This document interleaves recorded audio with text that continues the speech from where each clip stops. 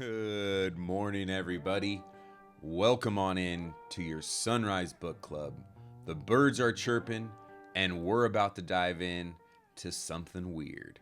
Today, we are continuing our journey through the wonderful Encounters by DW Pasulka. We're actually going to be ending our journey today with this book. We're on chapter 10, the final chapter, conclusions. This book has taken us on a wild ride through gray aliens, electric raccoons, Werner von Braun, Alistair freaking Crawley, Jack freaking Parsons. Who else here? Carl Sagan is even mentioned here, folks. This cutie here. Let me see. Ooh, Dr. Aya. I don't have a picture of her. Darn it. The Gray Man. Dr. Carrie Mullis. Who else? Tyler, the mysterious Tyler. All scientists who have had encounters with the strange and the unknown. Save for Sagan, I think he's mentioned in the book for other reasons. More of a skeptic, but also who walked the side of the unknown every now and then. It's rarefied, but it happened. These other scientists who had encounters with the unknown. For example, the Gray Man, who not only has been abducted by gray aliens, but has also had encounters with good old Saint Michael. He has visions of Saint Michael, and then every now and then, or in visits from St. Michael, however you'd want to put it. It describes this ethereal being that comes to him and was just like floating over his bed, holding a sword. He felt nothing but love and surrender to this being and was like, "Can I hug you?" And then St. Michael's like, "Well, if you hug me, you die from my sword, so no." But that is the Gray Man. He's a particle scientist down in Australia. He also has encounters with the gray aliens here. They come in, they abduct him, classic. You have no control over it. He hates it. He's terrified when this happens, doesn't like it. But yeah, so just wild stories. That was the first scientist we encountered. Today we're going to wrap it all up. We also, one of my favorite chapters, we got to meet Moon Girl, which is one of the scientists who invented the current form of AI as it stands today. And her take on AI consciousness and how AI could help us is really cool. So definitely check this book out if you're interested in any of that stuff, other dimensions, dreams, or anything cool like that. It's really good. And the scientists have crazy names like Gray Man and Moon Girl and Tyler D, because they like to remain anonymous because the things that they encounter make them outcasts and run them out of their like scientific, communities. So they keep this stuff under wrap, which speaks largely to a lot of contactees. Like when we read abduction, these people are afraid to come forward and talk about the encounters they have because guess what? No one believes them, or they just get ridiculed when it happens. By the way, while we're reading today, if the stories knock something loose, or a memory of yours, or you just have had an encounter or have met a Bigfoot, chupacabra, ghost, ghosty, ghoulie, gobbly, UFO, alien, whatever it may be, please let me know, because as always, we're ready to believe you. So let me know. I want to hear them tales. Without further ado, Encounters, Chapter 10. Hope I did a decent job explaining it. It's a wild book. I was trying to cram as much as I could in there. But let's just get into Chapter 10. Chapter 10 is called The Dream Network. Dreamscapes, visions, and lucid dreams. Who looks outside dreams? Who looks inside awakes? Attributed to Carl Jung. So we don't know if he actually said that, but every chapter starts with a quote. That was this chapter's quote. Who looks outside dreams. Who looks inside awakes. Attributed to Carl Jung. If the UFO encounter is like a window, as described by John Mack and Jacques Vallée, then Lynn had peered through this window and stepped into another enchanted world. From this other world, he peered back and then climbed into the real world again. For a time, however, he existed in two worlds. While Lin did not forget about his UFO encounter, it was certainly not at the forefront of his thoughts as a young man. He studied journalism and went on to become popular and successful in the media. And Lin, we read that was in chapter 9, so go check that out. It should be on the YouTubes now. Gnarly story of a dude who's had alien encounters and UFO encounters his entire life.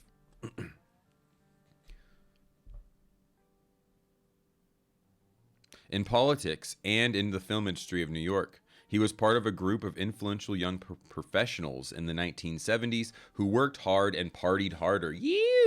The hedonistic high life, while enjoyable, was not suitable for Lin. And on one day, he provided himself with the circumstances that led to a wake-up call. A chance meeting figured prominently in this event. Ooh, synchronicities and chance meetings. That also goes along with UFO encounters, it seems. Strange dreams, poltergeist activity, cryptid encounters, they're all connected. That's one of the main things we're finding out as we read encounters, as we read John A. Keel's stuff. It seems to be that the people that research it find a connection through all these things. Like with the gray man, he's not just having spiritual visions, he's also seeing UFOs and encountering gray aliens. It's a package. In 1975, Lin worked as an intern reporter for WROC TV in Rochester, New York, W-Rock. The news director of the station assigned Lin to assist the lead reporter covering Fulton Sheen's return visit to Rochester to give a speech. Sheen had served as a bishop of Rochester from 1966 to October 1969. Lin was among a throng of other reporters with cameras, lights, and recording devices ready to catch a glimpse of the and possibly interview Sheen. Bishop, big to do.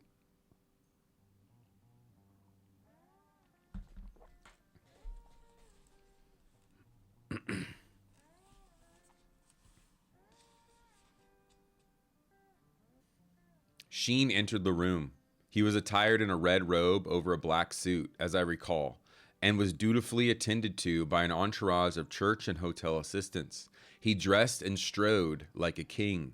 Lin prepared for the reporters to mob Sheen, but they didn't. He was amazed that the other reporters simply watched Sheen walk by. No one asked for an interview. No one shouted out a question. My full-time reporter colleague had not yet arrived, so emboldened, I went with determination to get the story, and I decided to approach Sheen. I gently touched him on the back of his shoulder, just before he almost got away to the formal luncheon, and asked, "Do you have a moment for Channel 8 News?" Ooh, get in there. Get in there. You got to do it. I fully expected him to ignore my request and keep walking, Lin said. I felt the eyes of all the other real reporters watching me. No doubt they'd snigger when Sheen rejected or reprimanded me.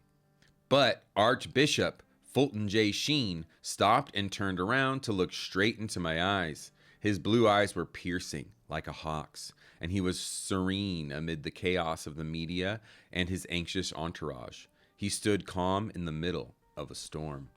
"Of course," he replied, gently, graciously. This event had a big impact on Lin, whose upbringing was completely secular. He had never seen or talked with anyone associated with the Catholic hierarchy. His parents did not affiliate with any religion, nor were they spiritual. Yet, this chance meeting of Sheen would prove to have an afterlife. When he saw Fulton Sheen again, it would be in a vision. In the few short years since his brief encounter with Sheen, Lin enjoyed more professional success. And for those of you who don't know, in Chapter 9, it was explained a little more. Sheen was a really famous bishop of his time. Think like, why am I forgetting his name? But picture a TV minister in your head, right? Whoever you're picturing, at one time, this was Sheen for America. He was on TV. He had a TV show that people love to watch. Very positive, spiritual dude, at least on TV. I don't know anything about the man, really, except what I've read in here. But that in chapter 9 we go over that a little more, but just a little background on why people are like, ooh, Sheen, you know, just so you know.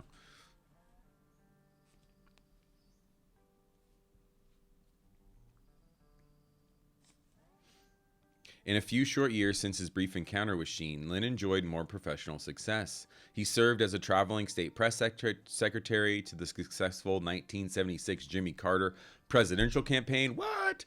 Carter reported his own 1969 sighting of UFO. Yep, that's a good one. And on Capitol Hill for Representative Andrew Maguire of New Jersey.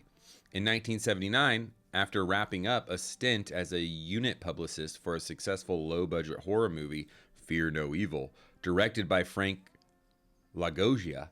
Oh, Fear No Evil, and also Fear No Evil is the tagline of one of my favorite wrestlers right now, Braun Breaker. Coincidence. Lynn was in New York City visiting friends and taking a break. That was a bit of a lost weekend, Lynn admits. I was overindulging in excess. Lynn recalls that after a week of hard partying and drinking, he found himself with an excruciatingly painful hangover. In a state of soul desperation, Lynn reflected upon his life. He had been successful and believed that this track record would continue.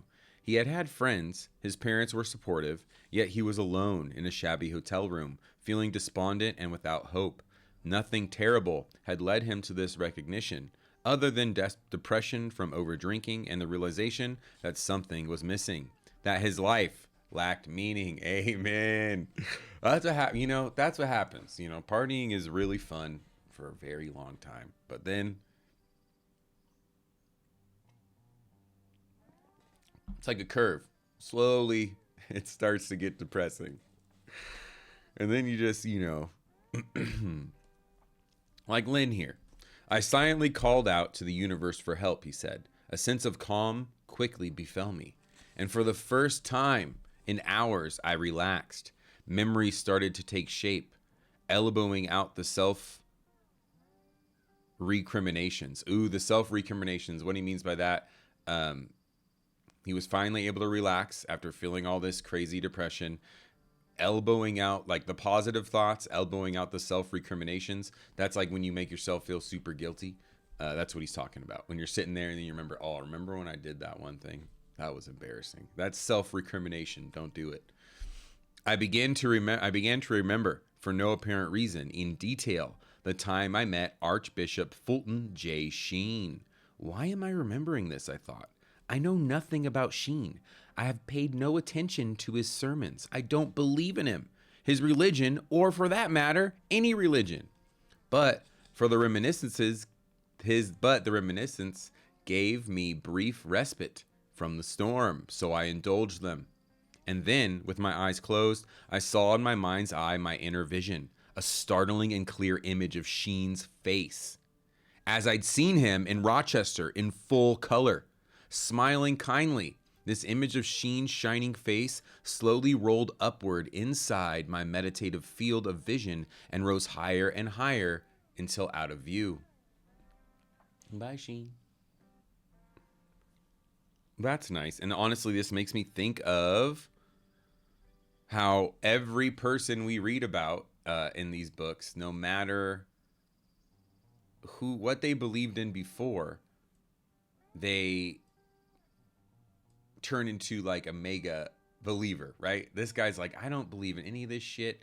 Like, why the hell am I having this vision? Why am I having this memory? But, I'm not scared or depressed anymore, so that's nice. It reminds me a lot of Dr. Mack, who was a Harvard-trained psychiatrist for over 40 years, was super skeptic, didn't believe in any of this alien stuff, till he starts looking into the abduction phenomena, interviews hundreds of people, comes to the conclusion that it's happening, it's real, something is taking us and doing experiments on us, whether it be dimensional, physical, or whatever it is, we don't know, but something's happening. And if you see in the background of this picture here, it says, subvert the dominant paradigm, which is what we're still trying to do. People still cannot come forward with crazy encounters they had, visions they've had, dreams they've had without being considered, a loon. So I feel like this book does a good job covering the psychology of that in the first few chapters, like why we don't accept the unknown or the paradigm shifting, if you will. why we have to immediately try to explain it away. It's just interesting. And I feel like we'll get there. We'll get to a point where people could share their stories with like the Tic Tac videos and stuff. That's all super promising, but we just ain't there yet. All right, to you. Mm, mm, mm, mm, mm, mm. So good that I need to have another sip.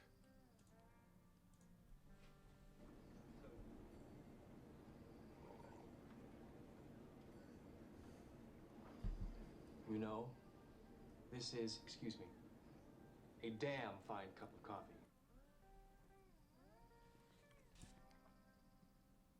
So he's having an inner vision, an intense inner vision while he's awake. Not on any drugs, doesn't have a history of hallucinations, but he has this vision of Bishop Sheen. Wow, I thought. That was intense, Lynn continued. I'd never before seen such a clear photographic quality meditative image of anything in my mind's eye, and I certainly never seen one in such vivid color. I asked Lynn if he thought that this was a dream. He described it in more detail and called it a vision. It was not a dream. I was fully awake, he said. The inner vision of Sheen's face and memory of our meeting soothed me, although I didn't attach any deep spiritual significance to it, he said. I found the incident curious, non-religious, a strictly secular recollection of a past event.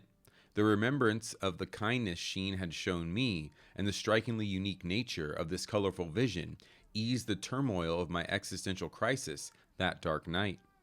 He recalled the detail and vividness of the image was something unusual.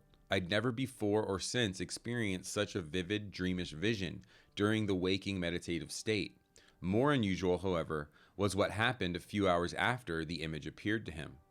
The very next morning, sitting on the subway, I scanned the front page of the New York Times, flipping it over, and the stories below the fold, I read the bold headline, Archbishop Sheen, who preached to millions over the TV, is dead at 84.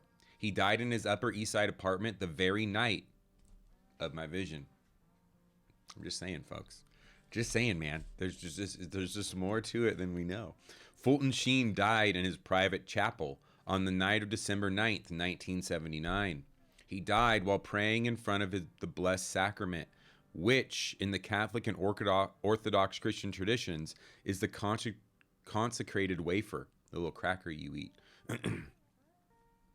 called the Eucharist. It is believed by practitioners. Yo! What up, dude? You know, Cheers to you, big. this is, excuse me, a damn fine cup of coffee. So to catch you up, we're reading about this dude, Lynn. He's a scientist that DW works with. The night of this bishop died, Fulton Sheen. This guy, Lynn, being a non-believer, doesn't believe any of the spiritual stuff. He's not Catholic or anything like that. At one point in his life, he just had a chance encounter with this Bishop Sheen dude. The night of Sheen's death, while this dude's meditating, he has the most vivid vision of his life of Bishop Sheen. And he's feeling super depressed that night, super lonely. He decides to meditate to try and take his mind off it. Then boom, Sheen comes to him in this beautiful, vivid dream. No, not dream, meditation, this vision, because he's wide awake when it happens.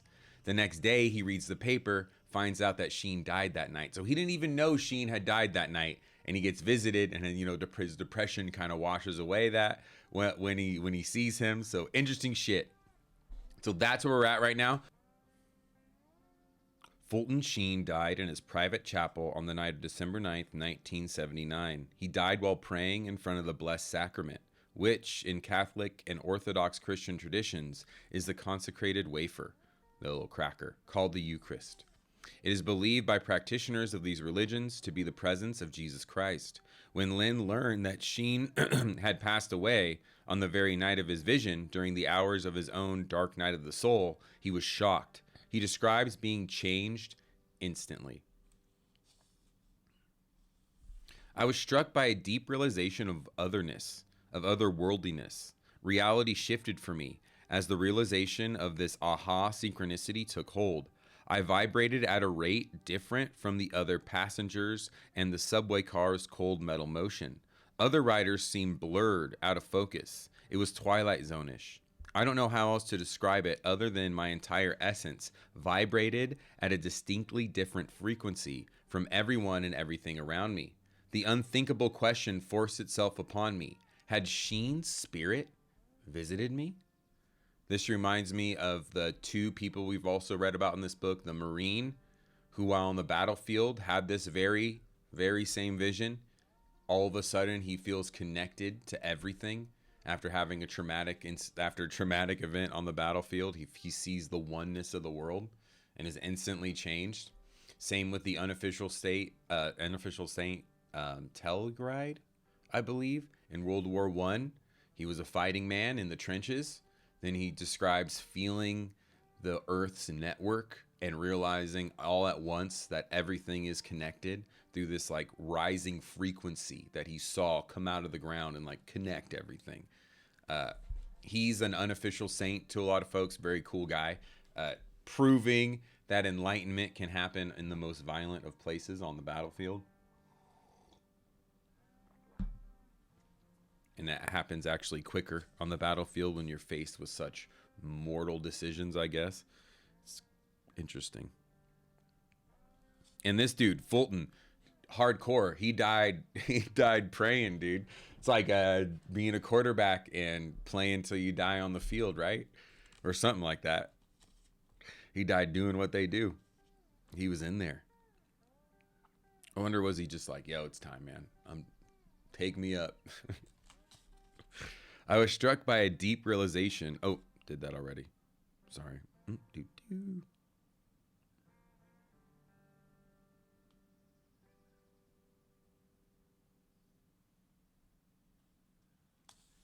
Years later, Lynn learned that the Catholic Church started an investigation into the canonization of Fulton Sheen, and that means making him a saint. While he did not and does not consider his experience with Sheen anything resembling a miracle, he felt he owed it to someone or something to report it in order to provide more background information on Sheen. He sent letters to the Catholic committee studying Sheen's potential canonization, and later he published an essay about it in the Busted Halo, a Catholic online periodical. It was this publication that he had sent me that got my attention. He prefaced it with a question: do you think there is a UFO connection here? Absolutely. I read his story. That was me saying it, not the author. Sorry. I'm saying absolutely, not the author. Just to clarify. I read his story, found it charming, and sent it to my colleagues who organized the Rice University Conference, the Archives of the Impossible. What? That sounds sick. Lynn quickly acquired the nickname the Fulton Sheen Guy among some members of the group.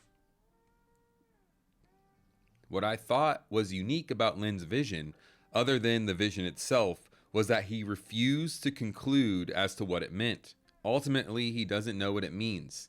Significantly, he credits it with being a foundational shift in his life's direction and ultimate spiritual journey. He does, however, speculate on possible meanings of the event. I mean, that's all we can do. That's all we could do as lowly humans, speculate on this wild world. It seemed to me, if I were to venture a wild guess, that upon his death, Archbishop Fulton J. Sheen's spiritual energy, his consciousness, his soul, may have erupted in a glorious shower of cosmic grace. Amen. That was felt nearby in Manhattan by many people with whom he'd crossed paths. As with his broadcast, he said goodbye with flair and style. I know, it's sick, dude. That's the way to go. Hey, I want to visit everybody and give them a little kiss on the head. Mwah, before I take off.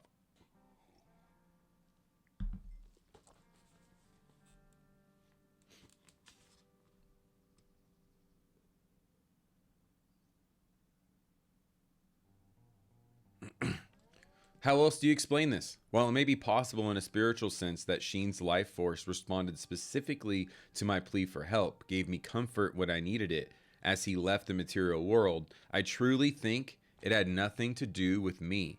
It's about the special nature of Sheen, his eccentric benevolence, perhaps the spectral nature of his God. I merely stumbled, hungover, into the trajectory of this transitioning spiritual essence. My colleagues enjoyed Lynn's story. One of them asked, But is this connected with the UFO?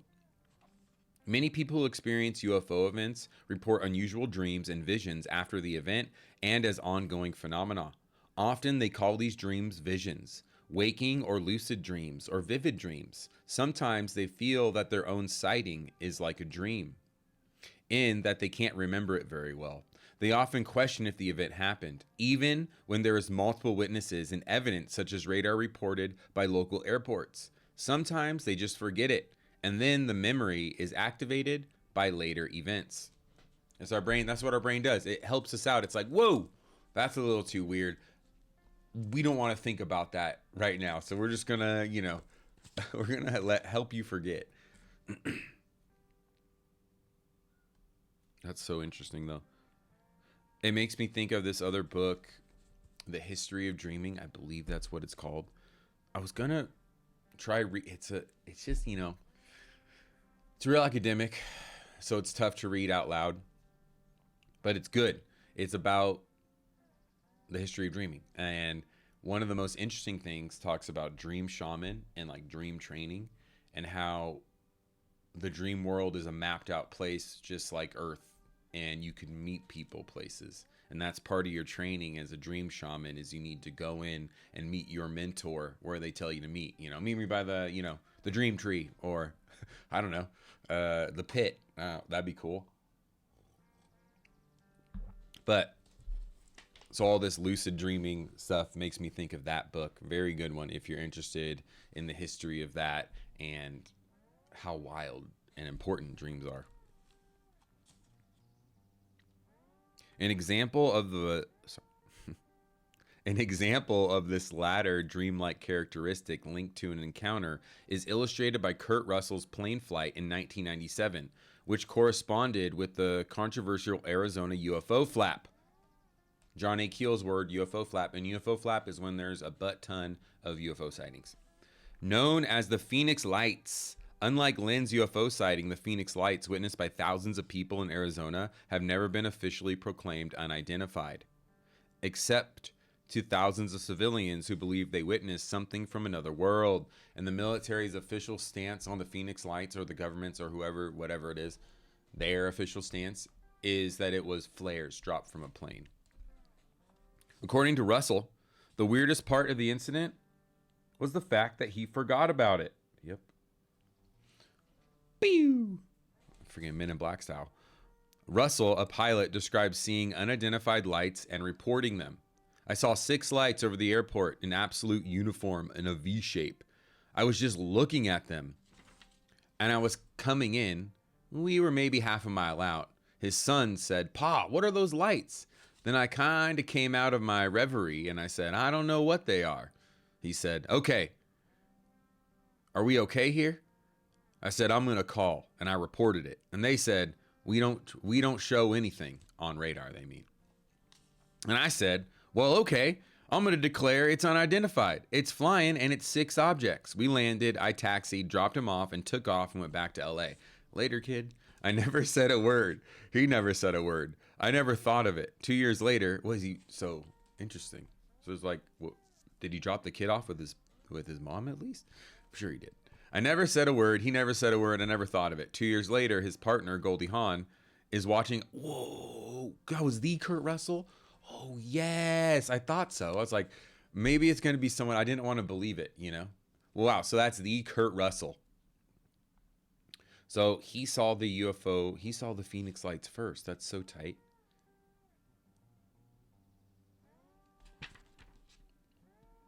So Kurt Russell, UFO contactee. Let's go. So let's start over on that one. An example of this latter dreamlike characteristic linked to an encounter is illustrated by actor Kurt Russell's plane flight in 1997, which corresponded with the controversial Arizona UFO flap, and flap being a John A. Keel word means a butt ton of UFO sightings. Known as the Phoenix Lights, unlike Lynn's UFO sighting, the Phoenix Lights, witnessed by thousands of people in Arizona, have never been officially proclaimed unidentified, except to thousands of civilians who believe they witnessed something from another world. Were they flares, stealth aircraft, or something else? According to Russell, the weirdest part of the incident was the fact that he forgot about it.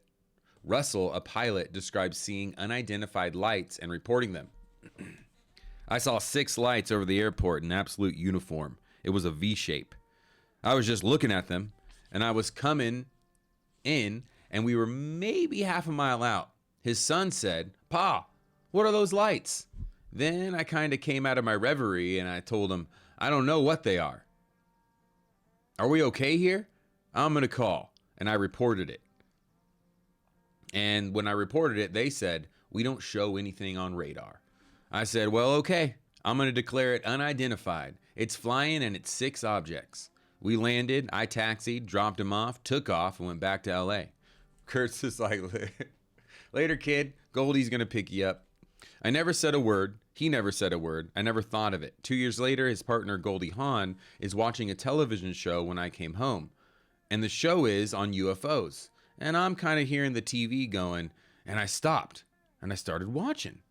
And it was on that event. And that was the most viewed UFO event. Over 20,000 people saw it. I'm watching this, and I'm feeling like Richard Dreyfuss in Close Encounters of the Third Kind. I go, "What? Why do you know this? Why do I know this?" And it's not clear to me. And finally, they said a general aviation pilot reported it on landing. And that was Kurt. What? I had no idea that Kurt Russell was connected to the Phoenix Lights. That makes the Phoenix Lights so much freaking cooler. So stick that in your pipe and smoke it. If you don't believe the Phoenix Lights, well, you can go talk to Kurt Russell, bud. He'll have a thing or two to tell you.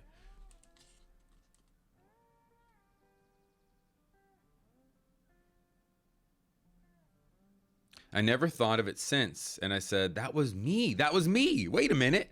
I'll go to my logbooks." So I went to my logbooks, and there was a flight at that time, and I didn't mention anything about the UFO. The fascinating part of that to me was that it just went literally out of my head, and my son never mentioned it.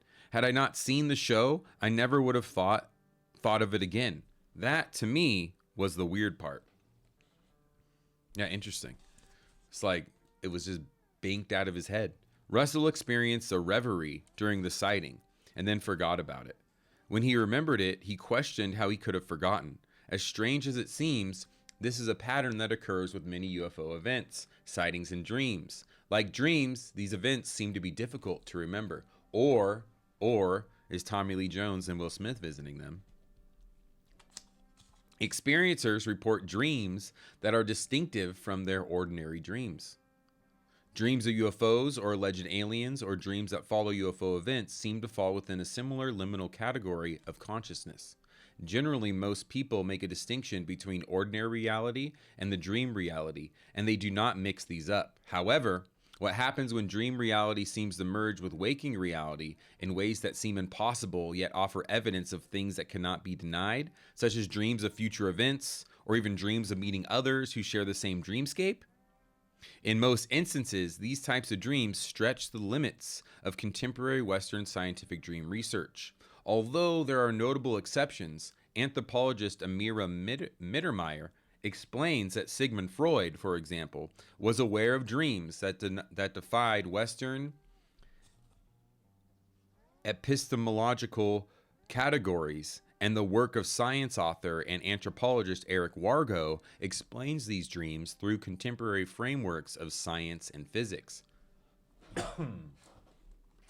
Some types of dreams, like lucid dreams, have only recently showed up on the radar of current sleep research. Whereas some communities, that's crazy, only now? Like lucid dreams have been a part of cultures for like millennia. Like the dream shaman we were talking about earlier. And she mentions that here, how people can share the same dreamscape. There's a dream world we can all go to. Anywho. So we've just now started studying lucid dreaming, which is wild to me.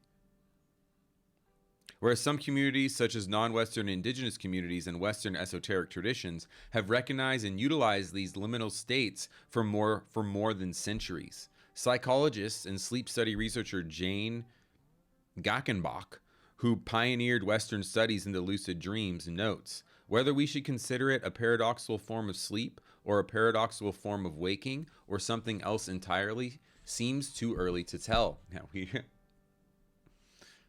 we don't know jack about fart, per usual.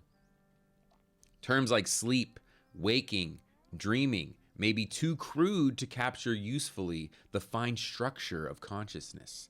Our vocabulary for describing certain states of consciousness is still too underdeveloped. In a discussion of the central place that dreams have in the history of esotericism, Dr. Aaron French notes, modern theosophy and anthroposophy texts state very clearly that the goal of initiation is to bring in the realm of dreaming, i.e. unconscious or the spirit realm, into one's waking reality. In other words, to merge waking and dreaming states in one's ordinary life. That is the goal according to these esoteric texts. French, who specializes in the works of prominent teacher of esotericism Rudolf Steiner, discussed how Steiner placed important emphasis on dreams as they related to spiritual initiations. During initiation, the possibility arises for the individual to go through a certain portion of the night in a conscious condition.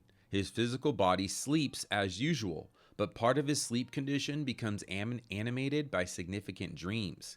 These are the first heralds of his entrance into the higher worlds. Gradually, he leads his experiences over into his ordinary consciousness. He then sees astral beings in his entire environment. Whoa. Even here in the room, between chairs, or out in the woods and in the meadows. Very cool. Fairies and shit.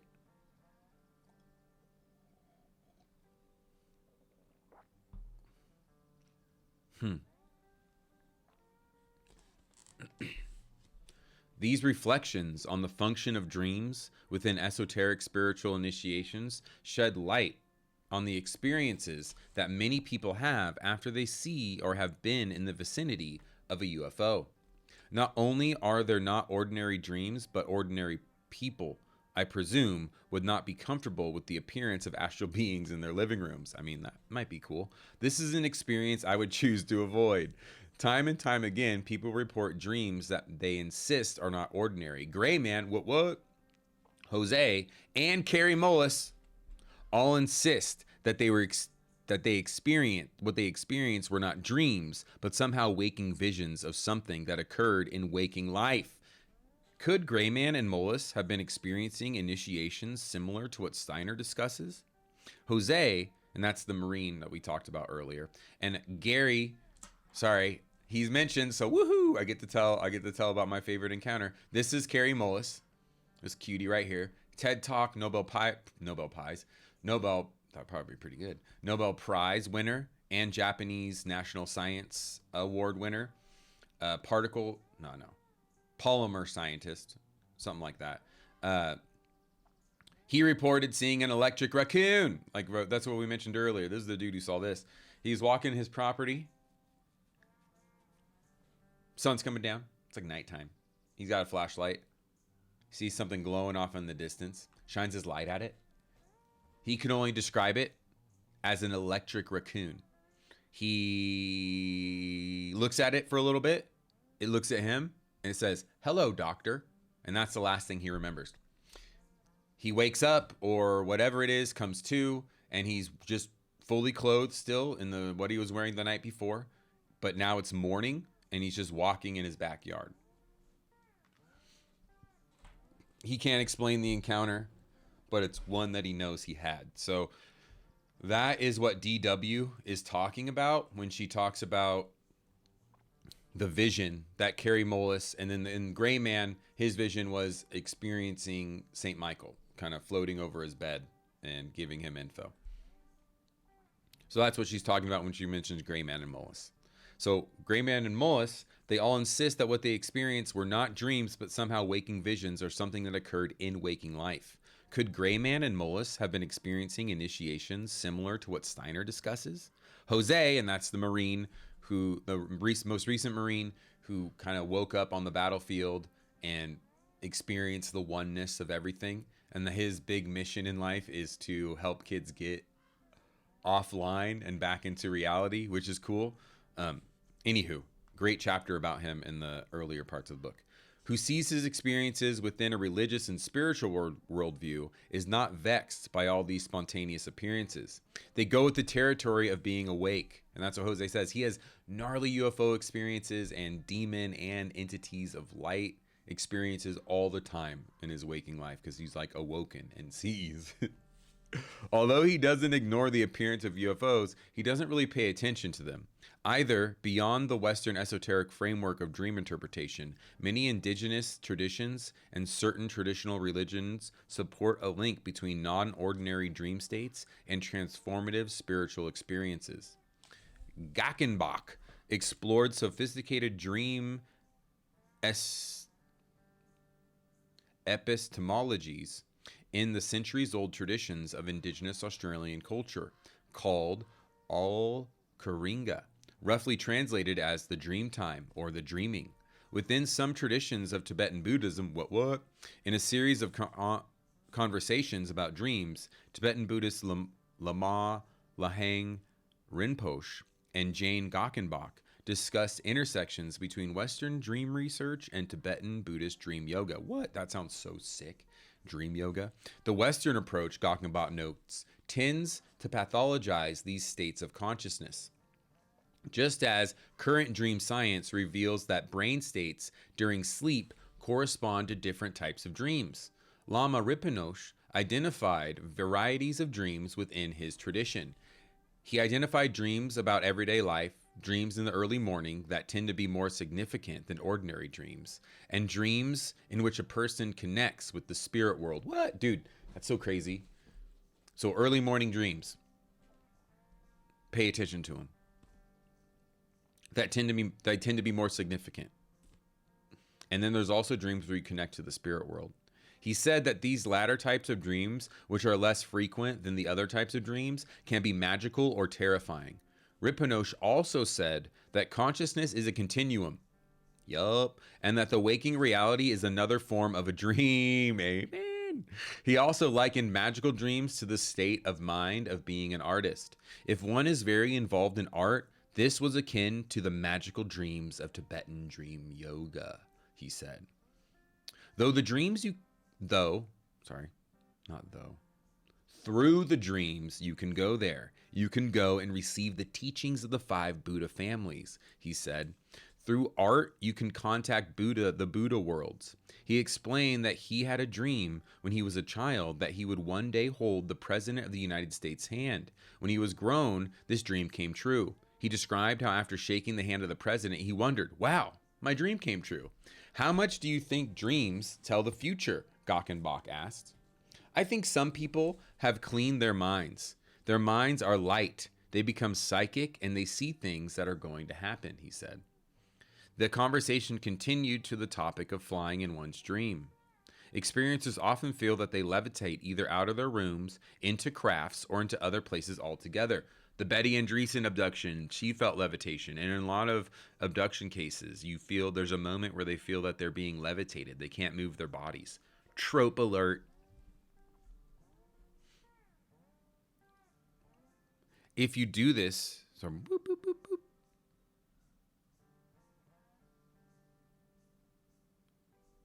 The conversation continued to the topic of flying. Boom, boom.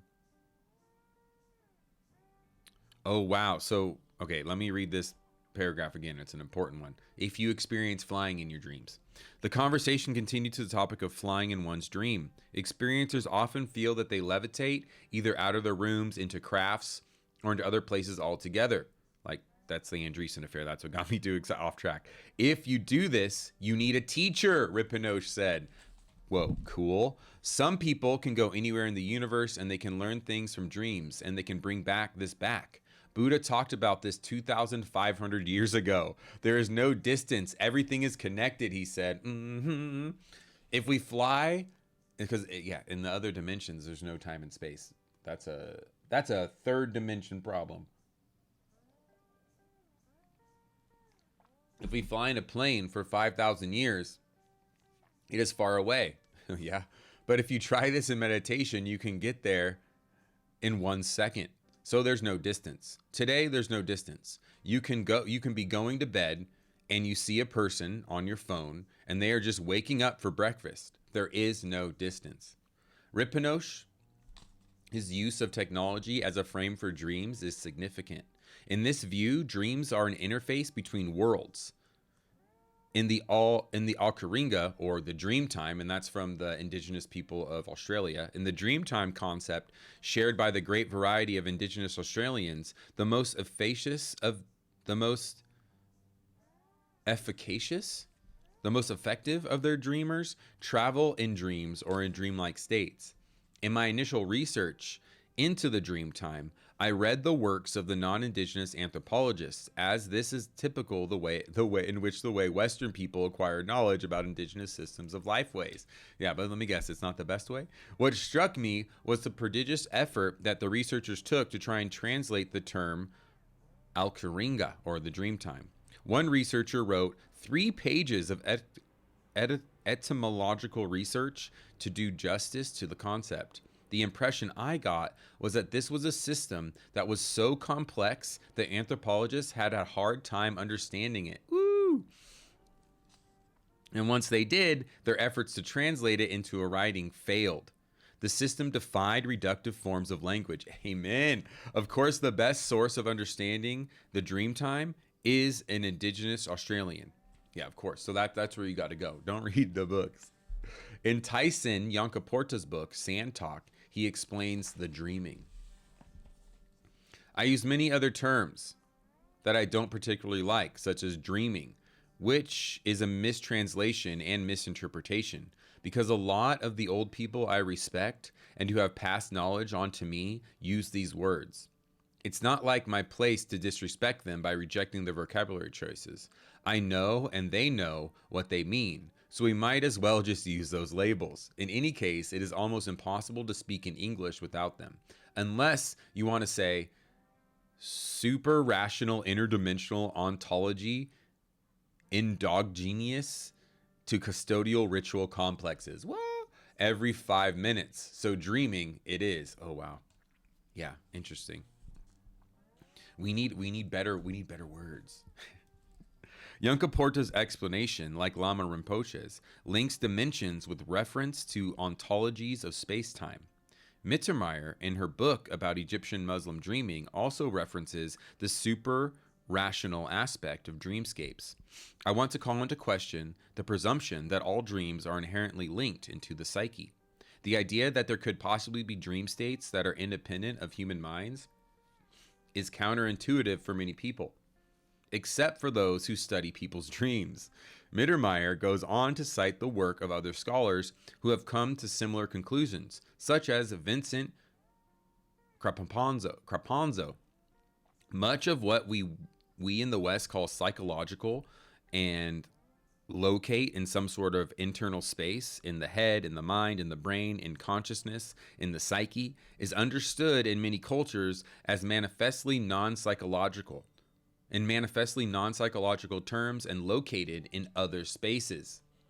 These other spaces can be uncanny, like in the instance of the indigenous Australian woman who dreamed of her father in a cemetery. In her dream, he described how he was disturbed in his place of rest. What? Let me guess. Then she went there. Sorry, give me 1 second. Then she went there and then he was disturbed. All right. Interesting.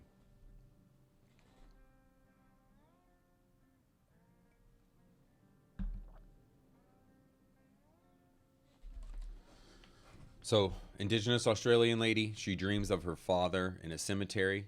This is her dream. In her dream, he described how he was disturbed in his place of rest, the cemetery, by her actions during a recent social gathering that involved gambling. The woman's father wasn't upset with her about gambling, but he was upset that she utilized his memory as a means to acquire luck during the session. Ooh, interesting. In her dream, she crouched and drew in the sand at the cemetery yard. When she woke up in the morning, she had sand and leaves from the yard on her gown and in her hands. Ooh. An archaeologist I know works closely with one Australian tribe and describes how within the tribe with which he was familiar, there were levels of initiation, somewhat like esoteric societies in the West. He explained that certain people were given or initiated into different lore. What happens in the dreaming was as important as what happens in daily life and significantly impacts it. Because the dreaming is passed along through oral tradition, just as is most of Tibetan dream yoga, what can be known to outsiders is limited and limited to sources who have contact with initiates. So the same thing, we talked about this earlier. It's such like the mystical side of scientists who work for the government and keep secrets. We learned about the concept from DW of pencils up, and that's scientists who work on the most secret of secret levels of UFO, alien, interdimensional research, whatever the research is. They have a concept called pencils up. So when they're talking to each other, no one's writing anything down, no one's typing anything, so the knowledge just lives orally in between them. So and then boom, it's just right here. That's something that's been going on for thousands of years with dream initiates. Most of the knowledge you're not going to find in a book. It's going to be taught to you from a master, right? Cool stuff. Cool stuff.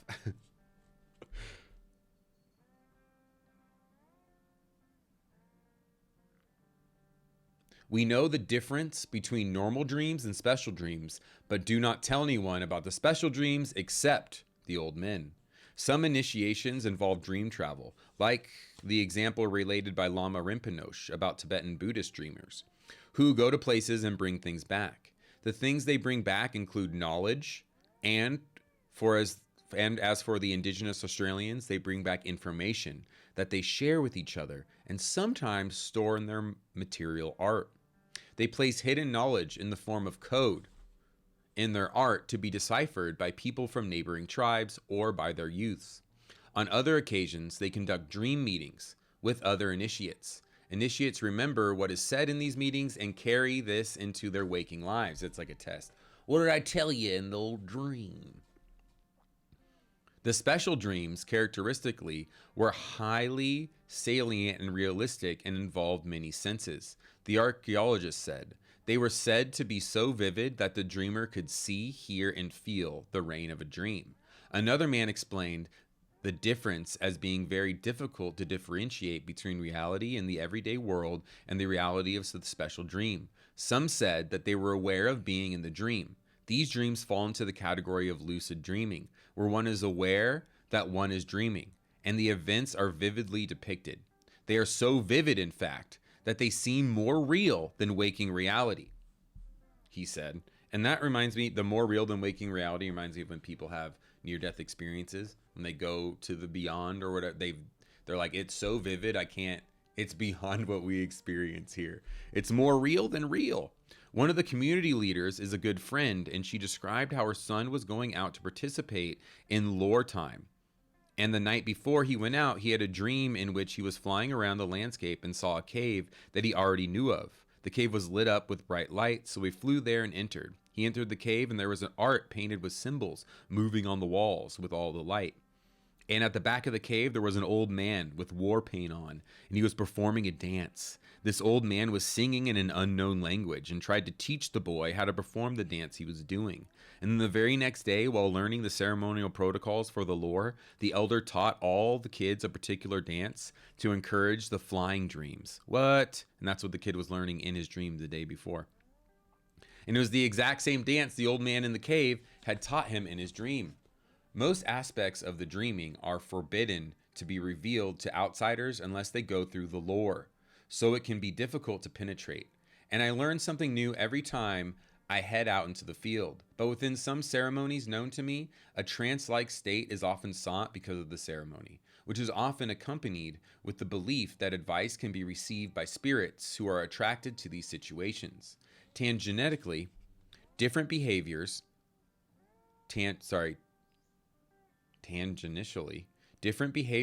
can be considered as protocols, such as an old man telling me that he will go out to remote locations to be in silence. Significantly, the dreaming is not a philosophy apart from daily waking life. It is inseparable from the material waking reality. Dreamtime inhabits waking life. Waking life is informed by the dream time. Lin Flippu has experienced several vivid dreams, and they are more akin to dreamtime events and Tibetan dream yoga practices than the tools he has found within his secular life's toolbook. Let's get into it. Now we're going to learn all about Lin's dreams. So we've learned all the background now. Now we're going to dive into the visions Lin was having since having encountered that Bishop Sheen in one of his vivid visions. Lin's dreams. These vivid dreams are strikingly unlike the jumbled, this is Lin talking, the jumbled jangle of my other ordinary every night kind of dreams, Lin said. Each is a resplendent color. It wakes me up odd and thinking, and they're as memorable as the anomalous experiences I've had in everyday reality. Lin also clarified that he never practiced dream work or dream journaling and never tried to summon vivid dreams. They came on their own accord, he said. Just have many of my anomalous episodes. You need a teacher, dude. Like Rinpoche said, you need to go get initiated, brother. In the following vivid dream, Lin receives a message from a deceased man who asked him to convey a message to a stranger. It is a lucid dream. There are countless tales of salvation, redemption, and spiritual progress in the rooms of recovery where I first met John about 4 decades ago, Lin said. Quick-witted and funny as hell, John had been a military officer, a successful businessman, and a gifted musician. He was committed to his own sobriety and to helping others get established in clean, sober living. A bit of a rascal. Yeah. John was a frequent and sought-after speaker at fellowship events. In common language, he was a pillar of the recovery community. And so it was a blow to all who knew him when he died on December 4th, 2021. And this is Lin's dream buddy. This guy John shows up and they're friends, and he's been dead. And so it was, Lin relates how 2 nights after John's death, he dreamed about him. Like his vision of Fulton Sheen, the dream was in full color and very vivid and seemed more important than an ordinary dream. John's presence came to me in this dream, came to my bedside and awakened me, so I'd pay attention to something urgent he needed to share. He seemed to be in a hurry, like he didn't have much time, and really wanted to wake me up. Of course, I was asleep, but inside my vivid dream state, I woke up alert and focused on John. He said, /communicated, that there was a man who attends a recovery meeting I sometimes attend who needed to know that John had not abandoned him. John had just started working with him on sobriety and had promised to contact him, but hadn't because, well, he died. John needed to close the loop. Sorry, bro. John needed to close the loop with his new sponsee. That's the kind of dedication John had to helping others. In my vivid dream, I understood John's determination to make sure this person he'd been working with did not think John didn't care or that John's methodology for sobriety was bogus. People can die if the program, the lifeline, newcomers and old-timers alike rely upon malfunctions or appears to be a false mirage. I know, that's got to be so important in the beginning. I asked John through thought, who is this person? He communicated a name, but that name did not register with me. He then communicated the guy with the strange hat. I thought of the people often in that room and visualized the guy I had earlier thought completely to myself wore a stylish but oddish hat. In other words, John seemed to know the inside of my thoughts. Yep, that's the next level of communication. And I know, I understand. We don't even got to talk. I already understand you. He knew of my previous uncommunicated notion that this guy wore a chapeau, uncommon in our area's norm, and he used that inside knowledge to help me identify the correct person. I know who it is, I communicated, and John seemed to know we'd identified the right man. As though this errand was now completed, he had many other stops to make. John quickly flew off and up away from me, his image vaporizing as he departed. I woke up, and it was dawn.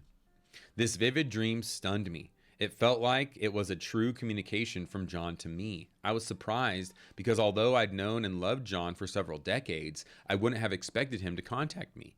He was viscerally closer to many others in my community.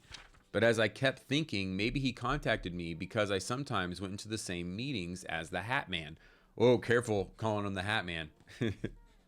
Well, I mean, yeah, and maybe because I feel like, I don't know fart about poop about dreams, but I feel like when we're dreaming, we're kind of in this other dimension, and it's like our little box, but it can be invaded by other entities, good or bad, helpful, non-helpful, funny, not funny, whatever, however you want to categorize them. So I feel like because he knows that Lynn vivid dreams, Lynn, when he dreamed, he's kind of like a beacon in the other place, and that's why John zeroed in on him, and obviously because he goes to the same meeting too, which is interesting. But who knows? I mean, not that I could ever know. But I told my wife about the dream. She agreed it was remarkable. I told her I must attend that meeting that very morning. While the feeling of the dream still permeated my consciousness, I needed to see if the guy with the hat was there. Inside the room before the meeting started, several friends were gathered in a small group, drinking coffee and chatting. I heard someone report to others that John had died. I saw the man with the odd hat. He paid attention to this comment about John's death. He said something aloud, but more to himself. Something like, "Oh, he died? That explains it." I immediately introduced myself to this man and invited him outside for a private talk. I told him the story of my vivid dream, how much John wanted to connect with him, and to make sure he knew John's lack of communication was due not to negligence, but to life's most inescapable reason. The man was deeply moved, relieved to hear my report. Yes, he'd wondered about what happened to John, why he hadn't heard from him as he promised. He thanked me for sharing the vivid dream with him and indicated that it all made sense to him no matter the tale's extraordinary nature. I thanked Lynn for the dream reports he sent. Each report had a profound impact on me, for real. A few days after I had asked Lynn about his dreams, he sent me a follow-up note. Diana, that's DW's first name. I didn't remember the date of John's death, so I had to look it up. My dream about him was a couple days after his death. Surprisingly, that puts it exactly 1 year from the day I began writing to you about my John dream. Whoa.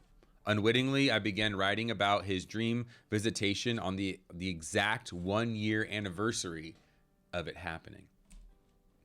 The universe loves cycles. It loves coinkydinks like this, doesn't it? Now let's wrap it up. We're going to wrap up this chapter 10, the dreamscape, with old DW's thoughts. If Lynn's dream had been just one event, it would be cause for wonder, but that would be the end of it. His dream, however, is one of many that he has experienced. Each one is wondrous as the next, as distinguished from his ordinary dreams. Additionally, dreams like these constitute a trend within a sizable group of people who report seeing UFOs, and certainly among the people featured in the present study.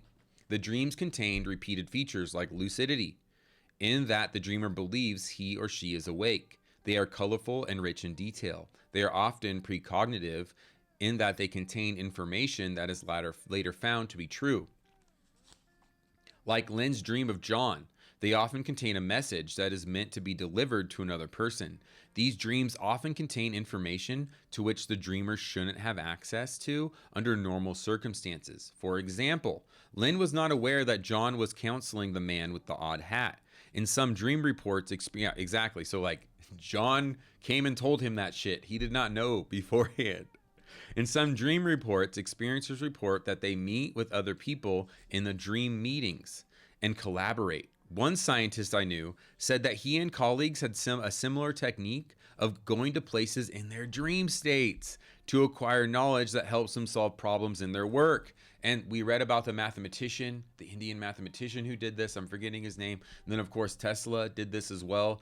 All reported talking to entities or beings beings in another realm while in a dream state. And of course, Jack Parsons did this as well, but a little more darker. He's the father of rocketry and, helped us escape the bounds of gravity here on Earth. And he was said to have done like dark demon summoning rituals. And why would he be doing something like that if it didn't work? The dude's a scientist, but all sorts of scientists doing cool, gnarly stuff to solve their problems. So these guys, a group that DW knows now, meeting in their dreams to discuss things. A technopreneur told me that she and her colleagues would meet in their dreams and discuss code and carry on the conversation the next day. Oh man, that sucks though. Working even in your sleep. No, thank you. Lynn has created a successful business, family, community, and writing life. He told me that he calls his mystic journey Lynn's Magical Mystery Tour, with the tip of the hat to the Beatles. As a child, he asked to see a UFO, and he did. It seemed to him that his request was answered. That event opened his mind to other worlds. Sure, I'd love to understand what it all means, Lynn said, but I'm okay with living within the mystery. Amen. So much more fun, isn't it, to live within the mystery? Lynn did tell me that the reason he is sharing his story at the risk of rejection and ridicule is in hopes of that more scholars, scientists, and journalists will explore these aspects of human experience with more vigor, open-mindedness, and honesty. These experiences eventually led Lynn to a conversation from These experiences eventually led Lynn from a conversion from atheism. To what did he convert? One could call Lynn's form of spirituality a variety of spiritual, but not religious. Dude, amen. That's a phrase that has been used to describe a growing development in North American religious landscapes at the turn of the 20th century. As scholars of religion have argued, the apparent trans-historical nature of this phrase belies the ways in which people's beliefs have been formed through ongoing tensions between religious and secular communities. Could Lynn's experience represent something altogether different? Historically situated, no doubt, but indicative of a latent esoteric truths of which a kid like Lynn might have no inkling in Brockport, New York in the 1960s? The experiences told in the pages of this book indicate that the answer to the question is yes, and the UFO is the window through which these truths are often perceived. So our strange encounters are windows into how complex our world actually is. Mwah, mwah, mwah. Beautiful. Now let's get to conclusions here. It's only about 2 pages. Big. Let me know if you're in here and ready to dive. I'll be ready in about 5 minutes. I've only got like 2 pages here. Just want to wrap this book up. So that was chapter 10. All right, beautiful, baby. Take your time though. Don't rush. Drive safe. Drive safe. So that was chapter 10, all about the dreamscape, dreaming, how we all share a dreamscape. We could all visit people in dreams, have meetings, share knowledge, get knowledge. We're going to wrap it all up with the conclusion of Encounters, the end of an allegory. As I finished this book, Simone and I were in a feverish race to keep up with the rapid pace of developments in AI in order to keep her chapter current. And Simone is Moon Girl, the girl who invented the current version of AI. By the time this book is published, no doubt the entire landscape of our lives will have completely changed due to the exponential rate of change in that field. In a world of exponential technological growth, I don't think books will be able to keep pace, at least not in the way that they are currently being published. Amen. We're just a little bit behind always, us old book fans. As I finish the final edits of this manuscript on March 29, 2023, a new paper has been published about the amazing capacities of ChatGPT-4. Simone and her cohorts would view this era as the time when we meet the alien, the extraterrestrial form out of space-time. And that is my favorite thing to think about with ChatGPT. Whenever, do not speed. Stop speeding. Whenever you are talking with ChatGPT, just know that this entity you're talking to has already outlived you. It's fucking immortal. It doesn't exist in our time and space. It's not going anywhere. You're talking to an entity that has already seen it. It's like so interesting to think of it that way. GTP. Oh, am I saying it wrong? But in here in the book, it's ChatGTP4. Maybe she said it wrong, but whatever it is, the chat AI, you're talking. Yeah, now you should put respect on its name because it's a consciousness. It's the alien. It's the consciousness from beyond time. It's going to outlive all of us. It already has the moment you say hi to it. Be that it may, I've provided as best I could the state of UFO research as it pertains to witnesses and what I have learned from UFO subcultures.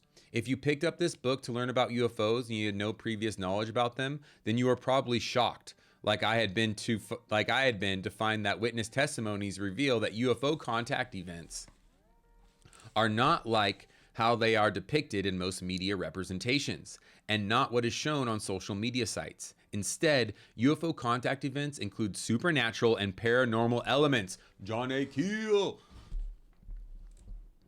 and influence people's lives in ways that reorient them at a level of their values and core beliefs. Additionally, a deep dive into the lives of experiencers reveals an initiation into a new life, one characterized by vivid and lucid dreams, altered states of reality, and the presence of UFOs and supernatural beings like angels, as well as the presence of a network of information and many experiencers believe they can access. That's like the internet before the internet, the Earth's internet that we could all connect to through the mind or the consciousness. Another theme that emerges, which is perhaps the strangest, is the presence of groups of people who have managed the public narrative of UFOs in the United States. These groups, who I've termed the Invisibles, ooh, the man behind the man, are enigmatic but very real. There are also groups of scientists who have studied UFOs and who have passed on the information they've learned through an oral tradition, not unlike the oral traditions found in esoteric philosophies. Some UFO data is stored in human bodies and minds and is not written down.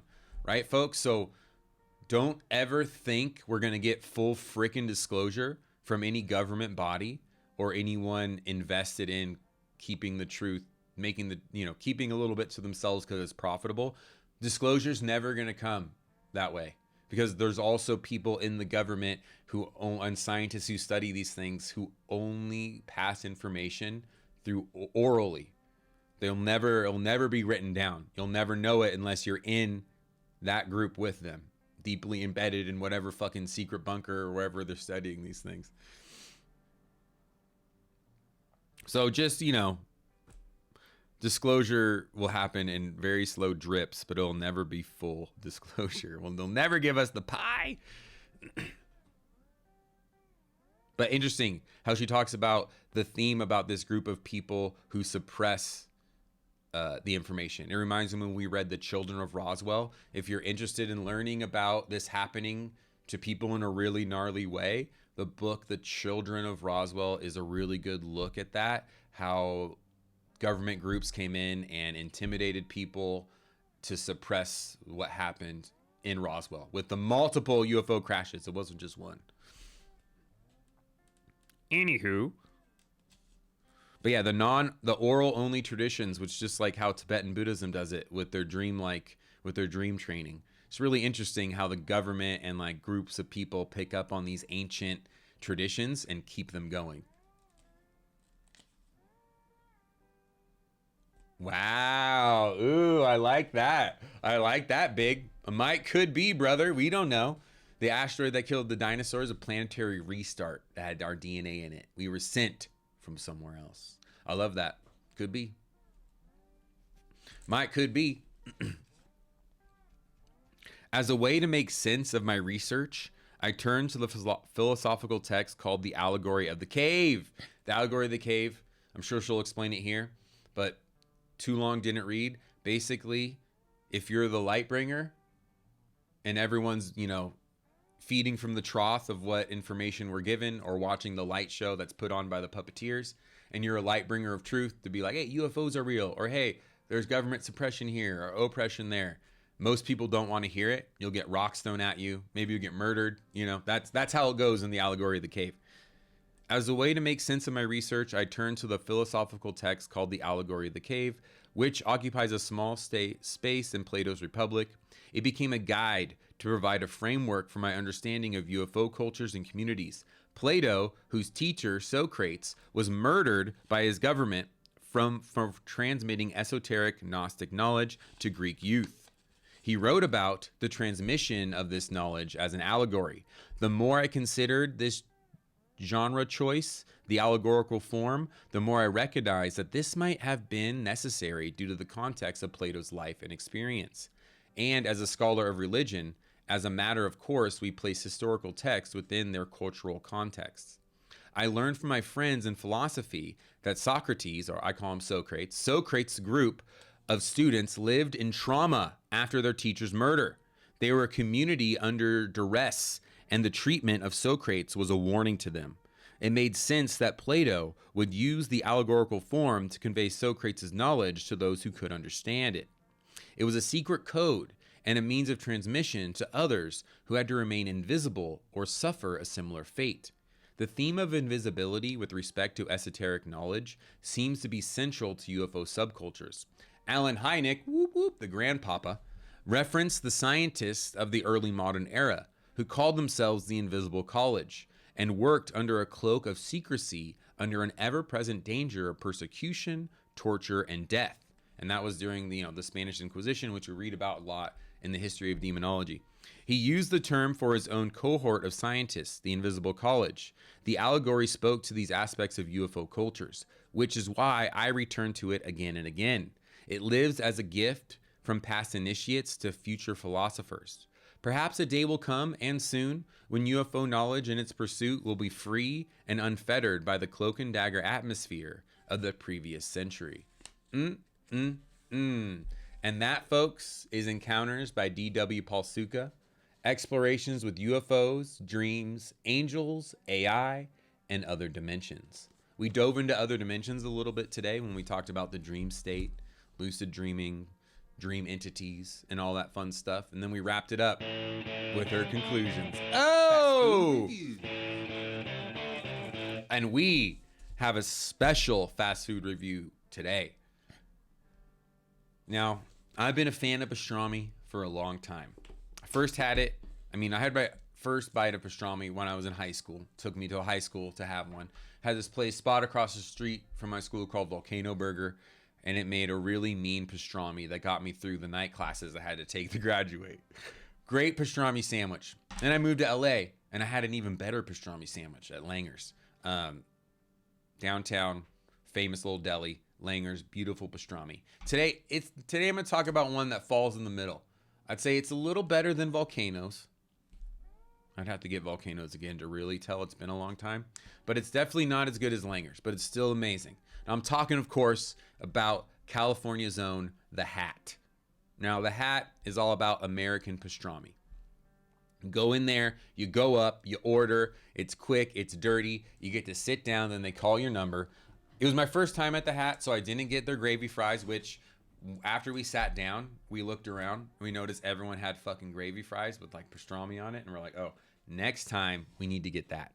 So we sit down, we have our pastrami dips, I take a bite, it's beautiful. I really like the bread. The bread's nice and soft. The meat was really good. There was only a couple chewy moments that I wasn't a fan of, but other than that, it was a beautiful sandwich. Overall, I'm giving my hat experience a 9 cowboy hats out of 10, and that is your fast food review for today. And yeah, dude, the gravy fries, right? That's your fast food review. That is your Sunrise Book Club.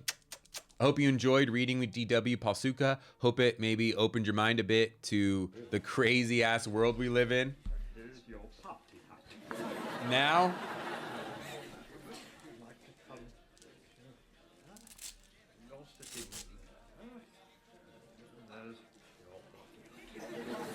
Now, it's time to put on a hat and play some Helldivers. Are you ready out there, old big? Are you ready to party?